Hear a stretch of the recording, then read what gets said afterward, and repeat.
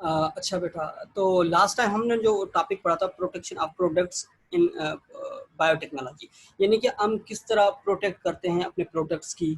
जो research products बनाए जाते हैं या रिसर्च के बाद जो है पेटेंट बनाया जाता है या प्रोडक्ट्स बनाया जाता है, तो उसकी किस तरह रिकमेंडेशंस की जाती है और किस किस प्रोसेस से गुजारा जाता है। और इसके अंदर एक लफ्ज़ मैंने यूज़ किया था, पेटेंट। पेटेंट का मकसद ये होता है कि जब भी आप कोई रिकमेंडेशन करते हैं या कोई प्रोडक्ट बनाते हैं, तो उनकी जो है अथॉरिटी, डिफरेंट अथॉरिटी होती है, उनसे रिकमेंडेशन लेनी पड़ती है, तब जाके फिर वो मार्केट में आती है। अच्छा, हमारे पास पाकिस्तान के अंदर कौन कौन से बायोटेक्नोलॉजी के फेमस जो हैं इंस्टीट्यूट हैं, रिसर्च इंस्टीट्यूट हैं, या कौन से इदारे हैं जहाँ पे बायोटेक्नोलॉजी का काम किया जाता है, बायोटेक्नोलॉजी के डिफरेंट फील्ड्स और एप्लीकेशंस पे काम किया जाता है। ठीक है, तो आज मैं पाकिस्तान के बारे में आपको यानी इसमें बताऊंगा कि कौन कौन से वो इदारे हैं, कौन कौन से डिपार्टमेंट्स हैं। ठीक है, इसको मैं थोड़ा सा जूम आउट कर लेता हूँ ताकि आपको नज़र आ जाए। आ रहा है बेटा आपको नज़र सबको? सही बात। अच्छा, आगे चलते हैं। ठीक है, इसमें लिखा हुआ है R&D ऑर्गेनाइजेशन। ठीक है, यानी कि पाकिस्तान के अंदर 10 R&D ऑर्गेनाइजेशन है। ठीक है, और ये जो रिपोर्ट में आप लोगों को जो आपको दिखा रहा हूँ, ये रिपोर्ट पाकिस्तान की जो रिपोर्ट दिखा रहे हैं, ये आज से 5-6 साल पुरानी रिपोर्ट है। ठीक है, अब मे बी ये जो R&D ऑर्गेनाइजेशन हैं, ये 20+ हो चुकी हों, यानी कि 30 के करीब करीब होंगी। ठीक है, तो R&D ऑर्गेनाइजेशन का मकसद होता है रिसर्च एंड डेवलपमेंट ऑर्गेनाइजेशन, यानी कि जहाँ पे प्योरली रिसर्च का काम होता है, जहाँ पे टीचिंग या एकेडमिक काम नहीं होता। मैं आपको एग्जांपल दे देता हूँ, जिस तरह पाकिस्तान एग्रीकल्चर रिसर्च काउंसिल है, PARCA, जहाँ पे वर्कशॉप कराए जाते हैं, ट्रेनिंग कराई जाती है, बाकी चीज़ें होती हैं, लेकिन वहाँ पे जो है रिसर्च के अलावा एकेडमिक नहीं होता वहाँ पे काम। सही है बेटा? अच्छा, इसी तरह डिपार्टमेंट ऑफ यूनिवर्सिटीज़, यानी कि बायोटेक्नोलॉजी कितनी यूनिवर्सिटीज़ के अंदर यानी कि एस्टेब्लिश है या एग्जिस्ट करता है बायोटेक्नोलॉजी डिपार्टमेंट, इसमें लिखा हुआ है 21। ठीक है, ये जो फिगर है 4 से 5 साल पहले की है, लेकिन अब ये जो है मोर देन आई थिंक 100 हो चुकी है। ठीक है, क्योंकि हर यूनिवर्सिटीज़ में, प्राइवेट यूनिवर्सिटीज़ में, तमाम इदारों के अंदर जो है बायोटेक्नोलॉजी को प्रमोट किया जा रहा है। ये 100 फिगर आउट हो चुका है। ठीक है, बहरहाल इस जो है फिगर के मुताबिक 31 टोटल हैं। ठीक है, अब आ जाएँ trend man power in biotechnology discipline, post doctorate 50 हैं, लेकिन अब 200 के करीब हो चुके होंगे आई थिंक। PhD 160 से अबव हैं, MPhil वगैरह, ये तमाम चीज़ें आपकी आ जाती हैं। ठीक है, अच्छा, अब वो कौन कौन से इदारे हैं जो कि रन कर रहे हैं बायोटेक्नोलॉजी और जेनेटिक इंजीनियरिंग के पाकिस्तान के अंदर। ठीक है, तो इसमें सबसे पहले आ जाता है निब्जी। अच्छा, इन इदारों के अलावा भी इदारे हैं जो कि अब जो हैं एस्टेब्लिश हो चुके हैं। अच्छा, ये है डिपार्टमेंट, इंस्टीट्यूट। उसके बाद जो है ये जो आ जाता है सेकंड नंबर पर, ऑर्गेनाइजेशन। ठीक है, यानी कि ये डिपार्टमेंट किसके अंडर पे है, किस ऑर्गेनाइजेशन के अंडर में। उसके बाद सिटी है, और इसके बाद जो है वो फैकल्टी मेंबर या फ़ोन नंबर, ये आपके काम का नहीं है।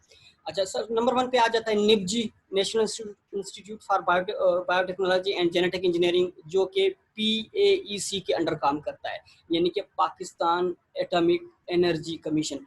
ये जो होता है इदारा, ये बड़ा कॉन्फिडेंशियल इदारा है, ये मिलिट्री वालों का इदारा होता है। ठीक है, ये मिलिट्री के अंडर काम करता है। ठीक है बेटा, ये PAEC के अंडर काम करता है निब्जी।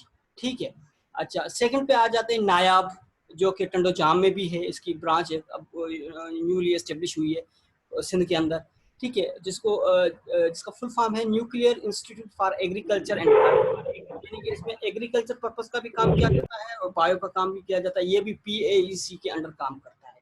ठीक है, इसके बाद आ जाते हैं central of agricultural biochemistry and biotechnology, cab जिसको कहा जाता है। ये यूनिवर्सिटी ऑफ एग्रीकल्चर फैसलाबाद के अंडर है।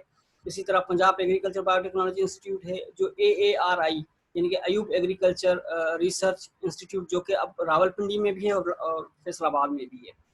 इसी तरह NCEM भी है, IB भी है, और स्कूल ऑफ बायोलॉजिकल साइंसेस भी है। स्कूल ऑफ बायोलॉजिकल साइंसेस, इसका मकसद ये नहीं कि वो एक स्कूल है या मैट्रिक तक स्टडी की जाती है। स्कूल का मकसद होता है एक एसोसिएशन का, असेंबलिंग का, जमा करने का। तो बाहर की जो ममालिक हैं या डेवलप्ड कंट्रीज़ हैं, वहाँ जो होती है यूनिवर्सिटीज़ के अंदर, यहाँ जिस तरह हमारे पास डिपार्टमेंट और इंस्टीट्यूट्स हैं, वहाँ पे स्कूल्स भी कहलाया जाता है। बहरहाल आगे चलते हैं। Department of microbiology and molecular genetics, ये भी पंजाब के अंदर है। और IBI इंडस्ट्रियल बायोटेक्नोलॉजी इंस्टीट्यूट, ये लाहौर के अंदर है। Biotechnology and food research centre, ये भी लाहौर के अंदर है। अच्छा, ये जो है Pakistan council for scientific and industrial research laboratory, PCSIR, जो कि डायरेक्टली जो है Pakistan science and technology ministry के अंदर आ जाता है, साइंस एंड टेक्नोलॉजी मिनिस्ट्री के अंदर आ जाता है। और ये जो है कराची में भी है। ठीक है बेटा, ये जो है कराची पे भी है और यहाँ पे जो है ट्रेनिंग भी करवाई जाती हैं और जो है इंटर्नशिप्स भी स्टूडेंट्स को करवाई जाती हैं, लाहौर के अंदर भी, कराची के अंदर भी। अच्छा, इसके बाद जो है साइटोजेनेटिक्स सेक्शन, जो कि CCRI का है। ये जो CCRI है, ये यानी कि कॉटन, प्योरली कॉटन का रिसर्च इंस्टीट्यूट होता है। ये मुल्तान में भी है और सिंध के अंदर सकरन में भी मौजूद है। ठीक है, नवाब शाह सकरन में ये मौजूद है CCRI के नाम से। अच्छा, इसके बाद आ जाते हैं एग्रीकल्चर बायोटेक्नोलॉजी इंस्टीट्यूट, जो कि NARC के नाम से, जो कि PRC के ही अंडर आ जाता है। अच्छा, इसके अलावा ये NIGAB भी है। ठीक, इसके अलावा जो है बायोमेडिकल जेनेटिक्स इंजीनियरिंग है, बायोलॉजिकल साइंसेज है, ये कायदे-ए-आज़म यूनिवर्सिटीज़ के अंदर हैं। ठीक है, नस्ट में Ataur Rahman schools of bio science, ये नस्ट के अंदर है, इस्लामाबाद में। अच्छा, अब department of biotechnology, university of Karachi, centre of molecular genetics, ये भी KU के अंदर है, माइक्रोबायोलॉजी है। अच्छा, ये जो है doctor Panjwani centre of molecular medicine and drug research, जिसको PCMDR कहा जाता है। जी बेटा Saba, what do want to ask? बेटा क्या कुछ पूछना चाह रही हैं बेटा आप? चलें, इट्स ओके। अच्छा, PCMDR के बारे में बताता चलूँ। PCMDR KU के अंदर HEJ एक इदारा सर है। आपकी वॉल्यूम बहुत, सर आपकी आवाज जो है ना बहुत कट रही है। आवाज कट रही है, क्लियर नहीं आ रही? बेटा आप सही आ रही है आवाज? यस सर, बहुत कट रही है। अच्छा, आवाज कट रही है मेरी, मे बी सिग्नल का इशू हो। नहीं सर। आवाज आ रही है क्लियर बेटा? सबको क्लियर आ रही है?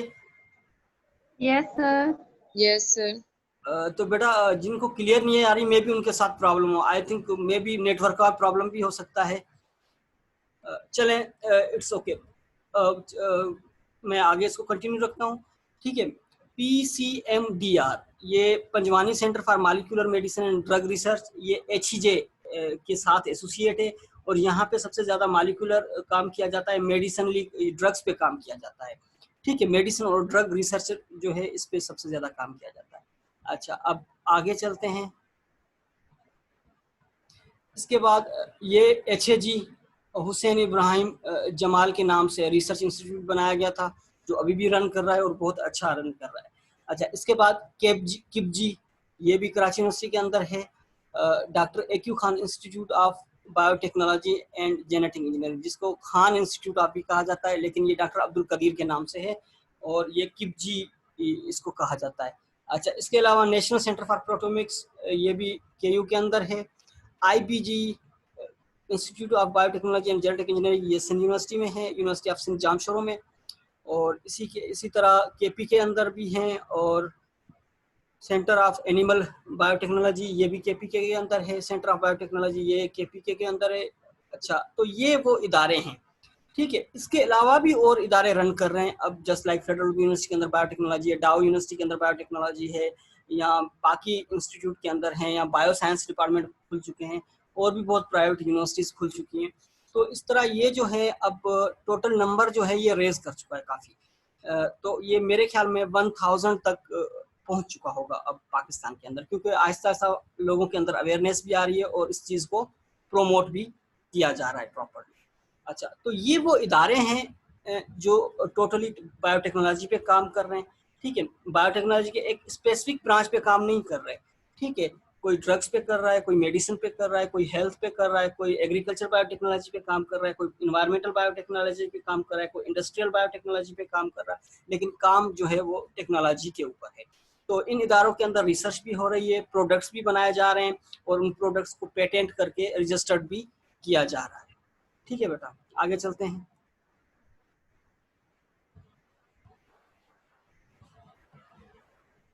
अच्छा, अब इसका थोड़ा सा प्रोफाइल मैं आपको बताता चलूँ कि क्या प्रोफाइल है निपजी के अंदर। ठीक है, निपजी नंबर 1 पे है। ठीक है, निपजी पे हम लोग जो हैं, आपसे पहले जो सीनियर ग्रुप था, एक ग्रुप को हम लेके जा चुके हैं फैसलाबाद में 1 हफ्ते के लिए। तो हमने निपजी का यानी कि एक टूर किया था विजिटिंग एजुकेशनल पर्पस के लिए। तो काफ़ी चीज़ें सीखने को मिली, क्योंकि यहाँ पे एडवांस्ड कुछ इक्विपमेंट्स और डिवाइसेस हैं। ठीक है, तो उन पे जो है जब हम विजिट पे गए तो वो चीज़ें बच्चों को भी दिखाई गई और उनमें जो है उनको बताया गया कि ये किस किस पर्पस के लिए यूज़ होता है। अच्छा, निपची के लिए मैं आप तमाम स्टूडेंट्स को ये भी बता दूं कि निपची में अगर आप जाएंगे वेबसाइट पे तो आप देखेंगे वहाँ पे हर साल इंटर्नशिप्स भी करवाई जाती हैं, ट्रेनिंग भी करवाई जाती हैं, जो कि बहुत ज़्यादा बेनिफिशियल्स होती हैं बायोटेक्नोलॉजिस्ट के लिए। ठीक है, कभी आप लोगों को मौका मिले या आप लोगों का कोई शौक हो तो आप लोग भी कर सकते हैं। ठीक है। अच्छा, ये जो है 1992 में एस्टेब्लिश किया गया था। इसका जो है डिफरेंट पर्पस हैं और जो है ये जो रिसर्च डिविजन्स हैं, मेन रिसर्च डिवीजन जो कौन कौन सी है जिस पे काम होता है निपजी के अंदर। नंबर 1 एग्रीकल्चर बायोटेक्नोलॉजी पे काम होता है, सेकंड हेल्थ बायोटेक्नोलॉजी के ऊपर, third industrial biotechnology, number 4 environmental biotechnology और टेक्निकल सर्विसेज। ठीक है, तो ये वो इदारे हैं और ये वो डिविजन्स हैं या ये वो सब थीम्स हैं जिस पे काम होता है निपजी के अंदर। ठीक है, यानी कि एक डिवीजन एग्रीकल्चर बायोटेक्नोलॉजी पे काम कर रही होगी और कुछ लोग जो हेल्थ पे काम कर रहे होंगे, इंडस्ट्रियल पे काम कर रहे होंगे और इन्वायरमेंटल पे काम कर रहे होंगे और टेक्निकल सर्विसेज। अच्छा, तो ये जो है इनकी जो है डिवीजन से इदारे हैं। अच्छा, अब आ जाए इनकी क्या क्या इनकी जो है कंट्रीब्यूशन है या इन्होंने क्या क्या काम किया है जिसकी वजह से जो है इसको किया जाता है, प्रमोट किया जाता है। अच्छा, इनकी सबसे बड़ी कामयाबी ये है, कंट्रीब्यूशन ये है कि इन्होंने 40 केसेस ऑफ लेबोरेटरी मैनिपुलेशन, यानी कि इन्होंने क्रॉप के अंदर मैनिपुलेशन की है, फील्ड ट्रायल किया है और कमर्शियली रिलीज किया है जीएम मॉडिफाई क्रॉप। ठीक है, जिसको रिकमेंडेड किसने किया है? National biosafety committee. एक पाकिस्तान के अंदर है नेशनल बायोसेफ्टी कमेटी। इसका पर्पस क्या होता है कि जो भी लोग पेटेंट बनाते हैं या भी कोई भी एग्रीकल्चर प्रोडक्ट्स होती है या कोई एग्रीकल्चर प्रोडक्ट रिकमेंडेड करते तो वो चेक करते हैं, इसके बाद मार्केट करते हैं। तो इन्होंने क्या किया था, इन्होंने ये किया कि कुछ जीन, सिंगल जीन ट्रेड्स को कंट्रोल किया। ठीक है, और जो है जेनेटिकली मॉडिफाई किया। ठीक है, और वो ट्रेड्स क्या करते थे या वो जीन क्या करते थे, वो कंट्रोल करते थे इंसेक्ट को, पेस्ट को, वायरस को और एबायोटिक स्ट्रेसेस। कौन कौन से abiotic stresses? Such as salt. मैं ये आप लोग को बता रहा हूँ इसके बारे में। ठीक है, तो ताकि आप लोगों का जो है वो क्लियर हो माइंड। तो इनका सबसे ज्यादा की क्या था, की रोल क्या था या की कंट्रीब्यूशन क्या है? की कंट्रीब्यूशन ये है कि इन्होंने कुछ जीन जो है वो मॉडिफाई करवाए। किसके अंदर? कॉटन के अंदर। ठीक है, कॉटन की वैरायटीज के अंदर। ठीक है, वो जीन क्या करते थे, वो जीन के जो करेक्टर्स थे या ट्रेड्स थे वो कंट्रोल करते थे इंसेक्ट स्पेस को। ठीक है, वायरस को और जो है resistance against abiotic stresses just like salt. अगर सॉइल के अंदर ज्यादा साल्ट है तो ये जीन क्या करते थे, उन जो है उस क्रॉप को उसके अगेंस्ट रेजिस्ट करते थे। ठीक है, ड्राउट कंडीशन यानी कि वाटर शॉर्टेज प्रॉब्लम आ सकती है। ठीक है, या एक्सट्रीम टेम्परेचर, एक्सट्रीम ह्यूमिडिटी वगैरह जो है इसके अंदर आ सकता है। एंड हीट टॉलरेंस, और ज्यादा गर्मी, हीट टॉलरेंस एक्सट्रीम टेम्परेचर के अंदर आ जाता है। ठीक है, तो जी Warda, what do you want to ask? Sir मैं ये कह रही थी कि आपने हम लोगों को लास्ट में जो है वो बायोटेक्नोलॉजी की कोई एप्लीकेशंस वगैरह पढ़ा रहे थे। हम लोगों ने ये पीडीएफ स्टार्ट नहीं किया था, तो हम लोग लिंक नहीं कर पा रहे कि आप किस बेटा, टॉपिक से मैंने लास्ट रिलेटेड टाइम आप पढ़ा। लोगों को बताया था, मैंने आप लोगों को जो है वो प्रोडक्ट्स जो होती, प्रोटेक्शन ऑफ प्रोडक्ट्स का मैंने आपको बताया था कि प्रोटेक्शन ऑफ प्रोडक्ट्स किस तरह की जाती हैं और कौन कौन से पाकिस्तान के अंदर इदारे हैं जो कि ये प्रोडक्ट्स बना रहे हैं बायोटेक्नोलॉजिकल। आप लोगों को कौन सी चीज समझ में नहीं आ रही इसमें? सर मतलब ये प्रोडक्ट की प्रोटेक्शन हम लोगों ने नहीं पढ़ी, सब यही बोल रहे हैं तमाम स्टूडेंट्स।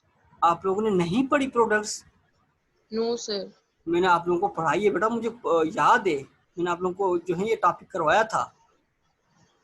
ओके सर, हो सकता है। पता नहीं अगर इट्स ओके, मैं आप लोगों का नुकसान नहीं करना चाहता, मैं अगर कहते हैं मैं दोबारा रिपीट कर देता हूँ, इट्स ओके, नथिंग। सर। आप दिखा देंगे ये पीडीएफ स्टार्ट कहाँ से हुई है, तो ताकि हम लोग को ये शायद ये याद आ ये जाए नहीं है, सब। ये जो है मैं आपको कीज बता रहा हूँ, ये एक रिपोर्ट है, मैं आपको बता देता हूँ, ये रिपोर्ट है पाकिस्तान एकेडमी ऑफ साइंस वालों की, जी।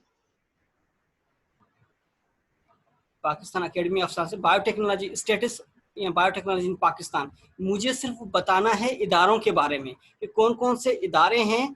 ये पाकिस्तान एकेडमी ऑफ साइंस की 2014 की रिपोर्ट है, मैंने कहा था आपको ये 5-6 साल पुरानी रिपोर्ट है। मुझे सिर्फ आपको इदारों को बताना है कि कौन कौन से इदारे कौन कौन सी प्रोडक्ट्स बना रही हैं और उसको मार्केट में किस तरह लेके आ रहे हैं, मुझे ये चीजें आपको बतानी है। अच्छा, इससे पहले मैंने ओके सर। आपको, बेटा एक मिनट, मैं आपको क्लियर करवा देता हूँ, इट्स ओके। इससे पहले जो मैंने आपको स्टडी जो करवाई थी वो मैं आपको बता देता हूँ, एक minute. Protection in biotechnology products,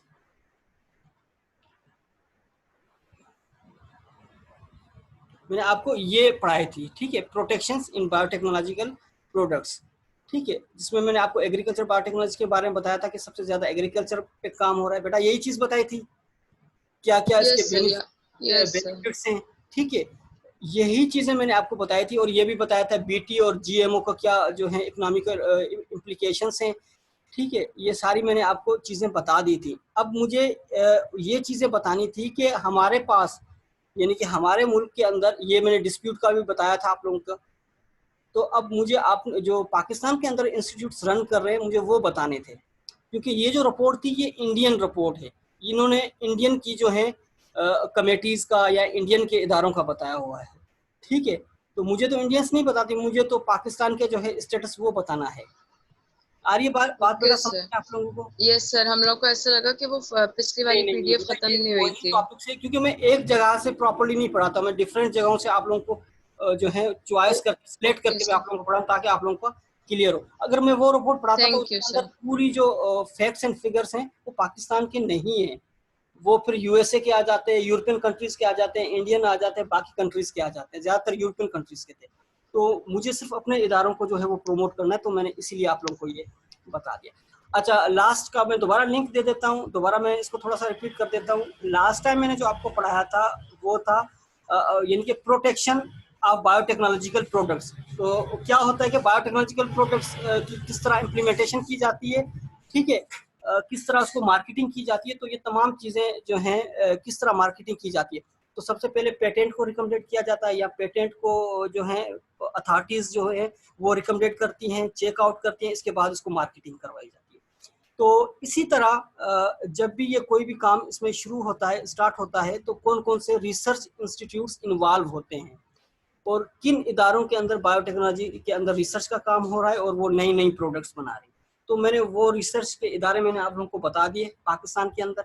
अब मुझे वो जो कुछ जो इदारे हैं उनके मेजर क्या रोल है, उन्होंने क्या बायोटेक्नोलॉजी प्रोडक्ट्स बनाई है और क्या मार्केटिंग करवाई है, उनका क्या रोल है, तो वो चीज़ मैं बता रहा था। अच्छा, तो बेटा यहाँ मैंने आपको छोड़ा था यहाँ पे, तो जो बीटी कार्टून का जो मैंने आपको बताया था, तो ये जो है इनकी कामयाबी है, निपजी वालों की कामयाबी है, ठीक है। तो इसके अंदर क्या होता है कि इन्होंने जो जीन ट्रेड्स थे या सिंगल जीन ट्रेड्स यानी कि जीन को इंट्रोड्यूस करवाया था, और वो क्या करता था, control of insect pest, virus, resistant against abiotic stresses, ठीक है, जिसके अंदर साल्ट, ड्राउट और हीट टॉलरेंस, ठीक।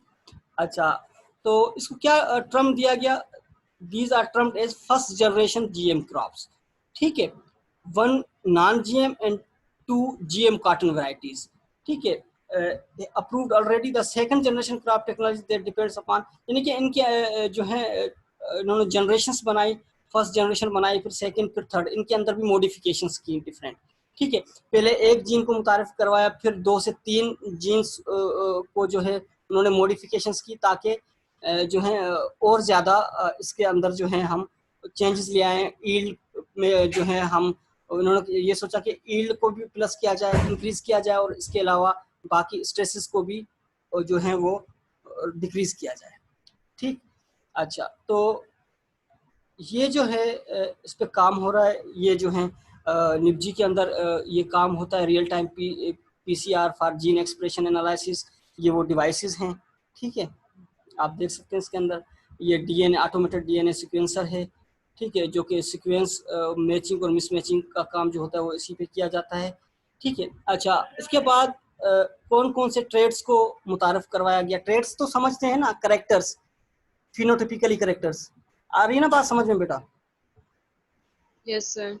ठीक है। अच्छा, तो निपजी के अंदर कौन कौन से ट्रेड्स और जीन्स पे काम किया गया कॉटन इंप्रूवमेंट के लिए, ठीक है। तो ये कॉटन की वैरायटीज हैं, कब अप्रूव की गई, ये पूरी इसके साथ डिटेल है, ठीक है। तो सबसे ज़्यादा इसमें जो है वायरस टॉलरेंस, मैं आपको ये बता रहा हूँ, आपको ट्रेड्स, जिन जिन ट्रेड्स पे काम किया गया है, जिन जिन करेक्टर्स पे फिनोटिपिकली काम किया गया है, वायरस टॉलरेंस पे काम किया गया है, इंसेक्ट रेजिस्टेंस पे काम किया गया है, बालवार्म रेजिस्टेंस पे काम किया गया है। बालवार्म एक पेस्ट होता है जिसका काम क्या होता है कि वो लीव्स को जो है वो पीसेस में जो है इसको पीसेस के अंदर इसको ब्रेक डाउन कर देता है और उसको डिकम्पोज कर लेता है, या उसको फूड के तौर पर यूज किया जाता है। अच्छा, ये जो है CLCD, ये जो है कॉटन लीफ कर्ल वायरस जिसको कहा जाता है CLCD, cotton leaf curl virus. ये वायरस क्या करता है कि लीफ को कर्ल कर लेता है, लीफ को यानी कि बिल्कुल जो है एंड कर देता है और लीफ को जो है बहुत ज़्यादा नुकसान पहुंचाता है, ठीक है बेटा। तो इसके अलावा फाइबर पे काम किया जाता है, और इसके अलावा abiotic stresses just like drought, salt tolerance हैं, साल्ट टॉलरेंस हैं, साल्ट टॉलरेंस पे भी काम किया जाता है। और जो है इसके अलावा एबायोटिक स्ट्रेसिस के अंदर पैथोजेंस पे भी काम किया गया है, ठीक है बेटा। एक मिनट।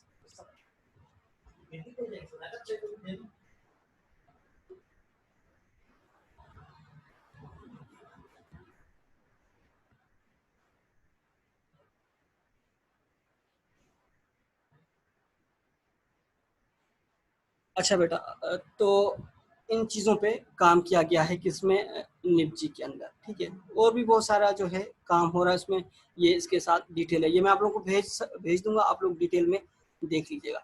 अच्छा, अब आप लोग इस चीज़ में परेशान होंगे एग्जाम में कैसे आएगा, यही चीज़ होगी आप लोगों के जहन में। तो मैं आप लोगों को जो है इसमें प्रोटेक्शन इन बायोटेक्नोलॉजी प्रोडक्ट्स में आपको दे दूंगा, तो आप कुछ इदारों के नाम लिख लीजिएगा, अगर डिटेल में लिखना चाह रहे हैं तो भी आपकी मर्जी है, ठीक है। 2 या 3 इदारों के बारे में आप लोग बता दीजिएगा, सही है बेटा। अच्छा, मैं इसको इतना डिटेल के अंदर नहीं बताना, डिटेल के अंदर बताऊंगा तो कुछ और इदारे जो हैं वो रह जाएंगे। अच्छा, तो इसके बाद ये जो है इनका ग्रीन हाउस, ठीक, फैसिलिटीज़ हैं, काफ़ी ट्रायल एरिया होते हैं जहाँ पे ये काम हो रहा है, जहाँ पे काम ये किया जाता है, ठीक है बेटा।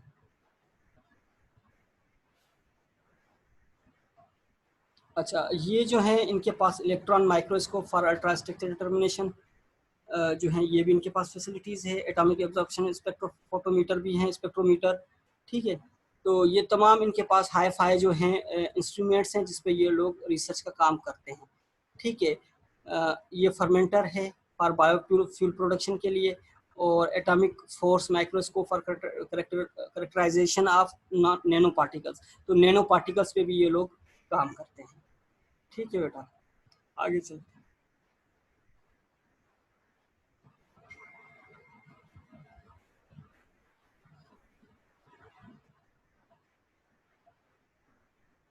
अच्छा, ये आप लोग अगर देखें तो ये आप लोगों को शायद नज़र आए, ये हैं पेटेंट, ठीक है। यानी कि इन लोगों ने क्या किया है, ये पेटेंट इन लोगों ने अप्रूव करवाए हैं। ये पेटेंट यानी कि ये प्रोडक्ट्स इन लोगों ने जो है साइंटिस्ट ने ये बनाए हैं प्रोडक्ट्स, और ये जो है पाकिस्तान के अंदर भी यूज़ किया जाता है और बाहर भी इनको यूज़ किया जाता है। ये पेटेंट अप्रूव्ड हैं, ठीक है। ये एब्रॉड यानी कि बाहर से अप्रूव्ड है। ये US पेटेंट है, US European patent, world wide patent. मैं आपको दोबारा दिखाता हूँ, ये जो पेटेंट है ये पाकिस्तान के पेटेंट है, ठीक है। ये पाकिस्तान से ही ये सबमिटेड है और कुछ अप्रूव्ड हैं, ठीक है।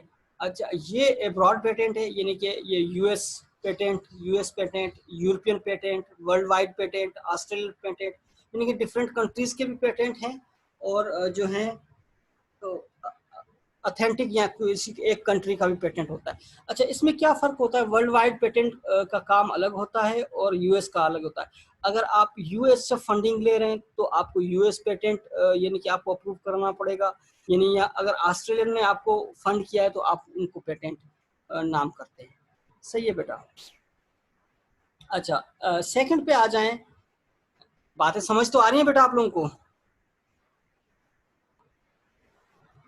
Yes sir. अच्छा, तो इसके बाद आ जाता है पीसीएमडीआर। पीसीएमडीआर, इस पे क्या काम हो रहा है ये मैं आपको बताता हूँ अभी। ठीक है, ये जो है केयू के अंदर है, कराची यूनिवर्सिटी के एसोसिएट है, एचईजे के साथ ही है। ठीक है, doctor Panjwani centre for molecules and drugs, और इसके साथ साथ जो है international centre for chemical and biological sciences, जिसको आईसीसीबीएस भी कहा जाता है। ठीक है, तो यहाँ पे जो है पीसीएमडीआर के जो है वो किन किन डिविजन्स पे काम हो रहा है वो ये है। इसके अंदर एक इम्यूनोलॉजी लैब है, तो इम्यूनोलॉजी पे काम किया जा रहा है। ठीक है, और इसके अलावा जो है सेल बायोलॉजी लैब है, तो सेल बायोलॉजी पे भी यहाँ पे जो है वो काम होता है। ये स्टूडेंट्स यहाँ या रिसर्चर आप देख सकते हैं ये काम कर रहे हैं इसमें। ठीक है बेटा, स्टेम सेल लैब है तो स्टेम सेल पे भी काम हो रहा है, और कंप्यूटेशनल केमिस्ट्री लैब है जिसमें जो है इस तरह समझ लेंगे बायो इन्फॉर्मेटिक्स वगैरह पे भी जो है यहाँ पे काम होता है। इसके अलावा मॉलिक्यूलर बायोलॉजी लैब है जहाँ पे मॉलिक्यूलर बायो लैब से रिलेटेड जो भी काम है, हर्बल प्रिपरेशन है, किडनी स्टोन्स हैं, एलर्जी, अस्थमा, डिफरेंट चीज़ों पे काम होता है। और इसी तरह मॉलिक्यूलर फार्माकोलॉजी लैब भी है वहाँ पे, और न्यूरो फार्माकोलॉजी लैब भी है, और इसके अलावा जर्नल प्रैक्टिकल लैब भी है। ठीक है, ये तमाम लैब्स पे जो है वो काम किया जाता है। जर्नल प्रैक्टिकल लैब्स के अंदर तमाम वो जर्नल इंस्ट्रूमेंट्स होते हैं, ठीक है, जो कि रखे जाते हैं, जिसके अंदर रेफ्रिजरेटर, सेंट्रीफ्यूज है, फ्यूम हुड है, safety cabinet, hot air oven, shaking water bath, inverted and compound microscope, gel electrophoresis unit, freezers, ये तमाम चीज़ें जो आ जाती हैं जो कि बिल्कुल कॉमनली यूज़ की जाती हैं। ठीक है, आई थिंक आप लोगों ने जो है इसका विजिट किया होगा। किया आप लोगों ने बेटा इसका विजिट एचईजे के अंदर? No sir. अच्छा, इंशाल्लाह मैं बात करूंगा, इंशाल्लाह आप लोगों को विजिट करवाया जाएगा। इंशाल्लाह मैं मैडम से बात करूंगा क्योंकि ये आप लोगों के लिए बहुत ज़्यादा इम्पोर्टेंट है। अच्छा, तो ये कुछ और भी इंस्ट्रूमेंट्स रखे हुए हैं जहाँ पे ये जो है काम होता है। ठीक है, अच्छा, इसके अलावा जो है सेल कल्चर यूनिट, यानी कि जहाँ पे सेल कल्चरिंग का काम किया जाता है। इसके अलावा diagnostic lab and clinical research facility जिसके अंदर जो है मेडिसिनली काम किया जाता है। ठीक है, क्लिनिकल रिसर्च का काम किया जाता है। कंपाउंड बैंक और एनिमल हाउस फैसिलिटी। अच्छा, एनिमल हाउस फैसिलिटी क्या होती है कि यहाँ पे डिफरेंट जो हैं एनिमल्स को जिस पे काम किया जाता है, जिसके ब्लड पे काम किया जाता है, उनको जो है वहाँ पे रखा जाता है, और उनको जो है वहाँ पे जो है बाकायदा ब्रीडिंग भी करवाई जाती है ताकि पॉपुलेशन प्लस भी हो और काम भी हो। तो केयू के अंदर जो है ये काम होता है जिसमें जो है ग्वाइना पिग्स है, रेट्स हैं, माइस है और रेबिट्स वगैरह इस तरह की चीज़ें जो है वो रखी जाती हैं। वैसे हमारे यूनिवर्सिटी में भी एक एनिमल हाउस यानी कि है, एक एनिमल हाउस फैसिलिटी है, लेकिन वहाँ पे कोई चीज़ नहीं है क्योंकि वो भी जोलॉजी वालों के अंडर में है शायद, आई थिंक। अच्छा, इसके बाद आ जाते हैं प्लांट बायोटेक्नोलॉजिकल यूनिट। ये जो यूनिट है पहले जब 2009 के अंदर जहाँ पे मैं जब गया था यहाँ पे, तो प्लांट टिश्यू कल्चर का हमने जो है वो 3 मंथ्स का कोर्स किया था हम लोगों ने। तकरीबन ये 2009 की बात है। अब ये वेल इस्टेब्लिश है, उससे पहले ये इतना ज़्यादा इस्टेब्लिश नहीं था। ठीक है, तो यहाँ पे बायोटेक्नोलॉजी का काम किया जाता है, सबसे ज़्यादा टिश्यू कल्चरिंग का काम इसमें होता है। ठीक है, और ये कमर्शियली काम करते हैं, जिसके अंदर जो है बनाना प्लांट्स को जो है ये लोग सेल आउट करते हैं, मार्केटिंग करते हैं। इसके अलावा different varieties of orchid as a cut flower, orchid के प्लांट्स को भी ये लोग यूज़ करते हैं। ठीक है, इसके अलावा और भी बहुत सारे प्लांट्स पे अब काम हो रहा है।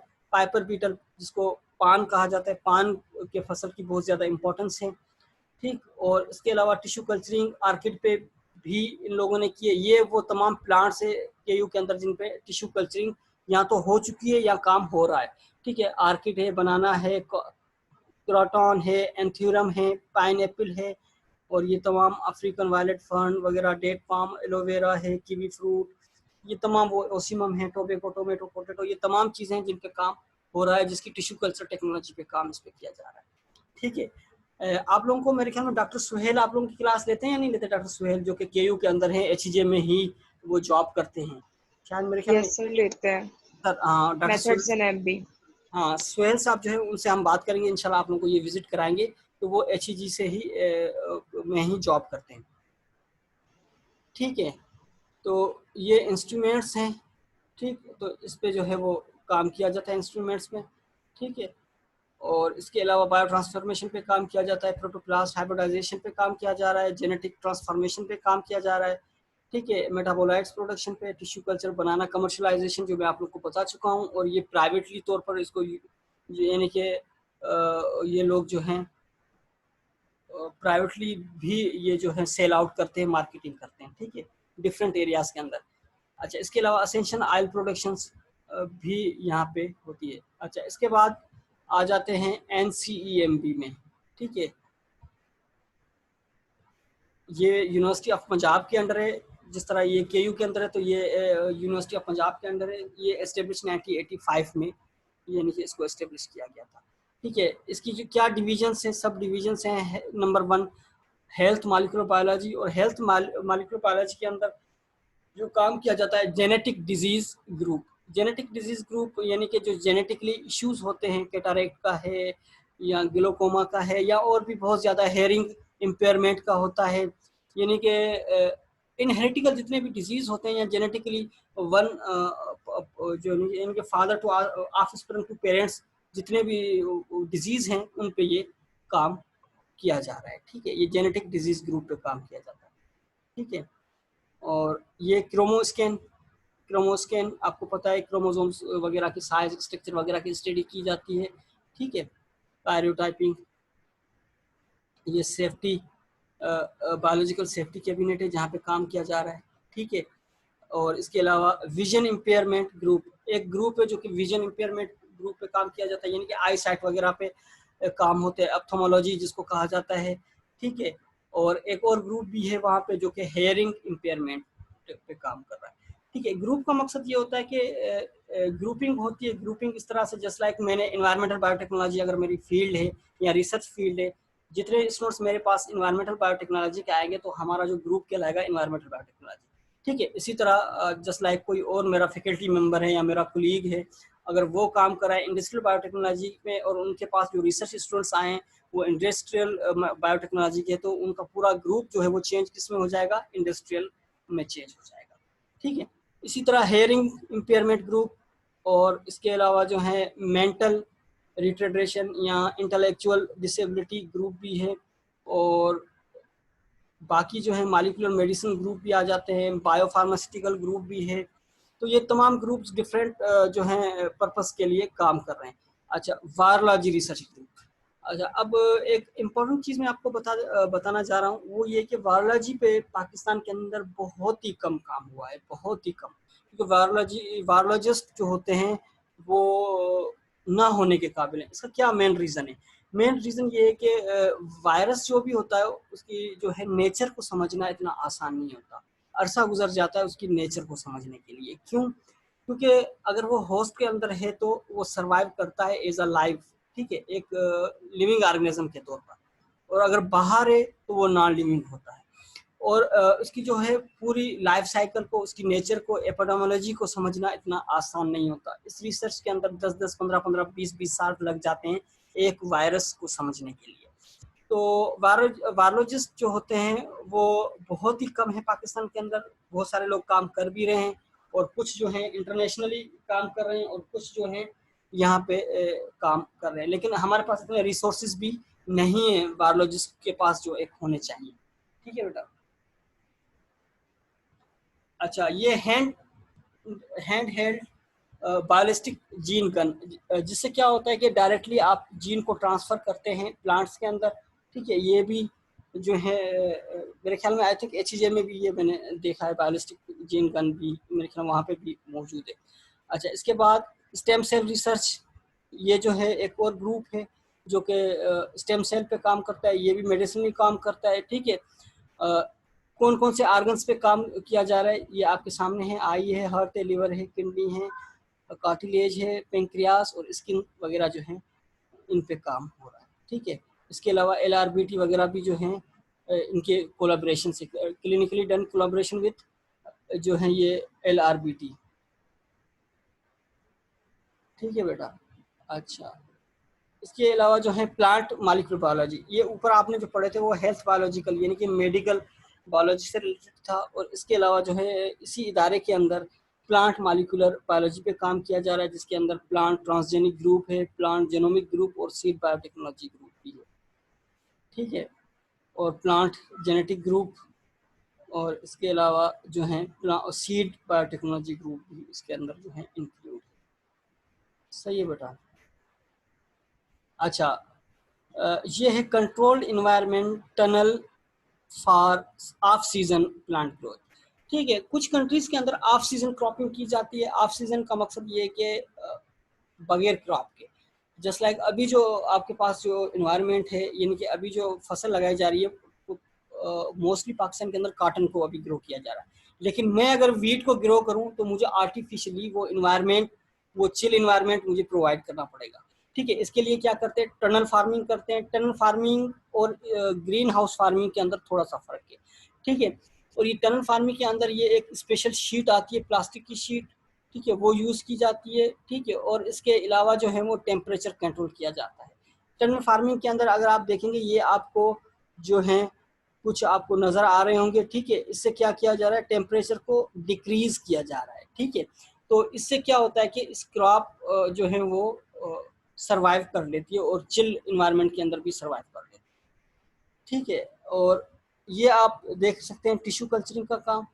ठीक है, इस मास से जो है वो किसी एक कुछ टिश्यूज लेके एक मास बनाया गया, उस मास से जो है वो ऑक्सीजन के एडिशन के बाद जो इसमें ग्रोथ जो है ग्रोथ इसमें जो है सेल डिवीजन के बाद ग्रोथ आ रही है, और ये ग्रोथ जो है बाद में ट्रांसफर की जाती है बोटल्स के अंदर, टिश्यू कल्चरिंग जो है वो की जाती है। अच्छा, इसके अंदर क्या क्या अचीवमेंट्स हैं NCEMB की, develop BT transgenic rice and cotton both of which are under field trial. ये फील्ड ट्रायल में है। ठीक है, राइस और कॉटन जो कि ट्रांसजेनिक बीटी ट्रांसजेनिक करवाई गई है। इसके अलावा डेवलप बीटी पेस्टिसाइड फार्मुलेशन। ठीक है, और इसी तरह जो है